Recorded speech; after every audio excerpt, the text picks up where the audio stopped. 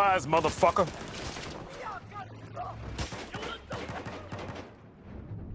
Denied.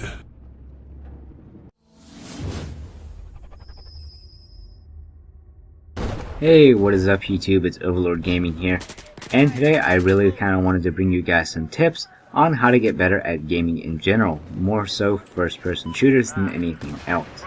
So, whenever you're playing a first-person shooter, let's say you pick up Halo for the first time, right? You're playing through the campaign, and you're playing on the default sensitivity, and you hop into multiplayer, and you're not doing so hot. So, what do? Well, you sit there and you try and play through a few more games, and your aim gets a little bit better, as does your knowledge of the maps, and but you just still aren't quite cutting it. You aren't able to win those 1 versus 1 battles that Halo is so known for. So what do? Well, what you do is you kind of bump your sensitivity up. You go back into campaign and you bump it up, say 3, 4 maybe sensitivity notches, and then you play through the campaign a little bit more, and you get used to that faster sensitivity, and then you bump it back down to wherever you feel comfortable to.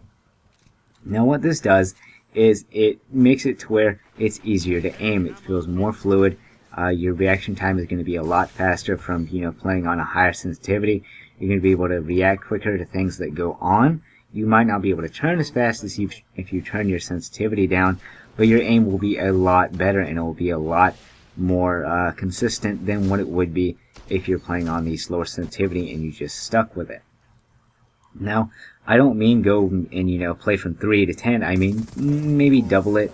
Go to 3, from 3 to 6, and then bring it back down to say 4 or 5, whatever you feel comfortable playing on. Now, the other thing that I would really suggest doing is getting some friends who are better than you at the game and really going and playing with them in, say, a custom lobby. Because if you play with people who are generally better than you, you'll start playing better by yourself. You'll pick up skills and tips from them, just kind of watching them play and playing against them. Such as, example, whenever I was playing Halo, I was always a really good Halo player. I always had a good, consistent, clean battle rifle, and I was really good at, consistently landing my shots. However, I'd always get outplayed because people would have better placed nades than me. So, my friend who was better at placing nades than me and him would play together, and soon after his shots would get better, and my nade placement would get better. And it took me about a week or two to actually get those nades and the nade placement, about as good as I wanted to. I learned where I could chunk nades and where I couldn't, where I could perfectly bounce them off walls and get basically free kills. And it was just a whole lot of fun going through that learning process and that learning curve. So, as again, if you're playing games and you want to get better, kind of, remove that crutch. If you're playing something like Call of Duty, take off the auto aim, take off the aim assist, play without it, bump that sensitivity up, and believe me, whenever you put that sensitivity back down and you turn that auto aim back on, you're going to absolutely destroy people. You're going to be on a whole nother level than what they are on, because you're used to playing without that crutch, and with it back on there, kind of guiding you, you're going to do so much better than if you hadn't have taken it off.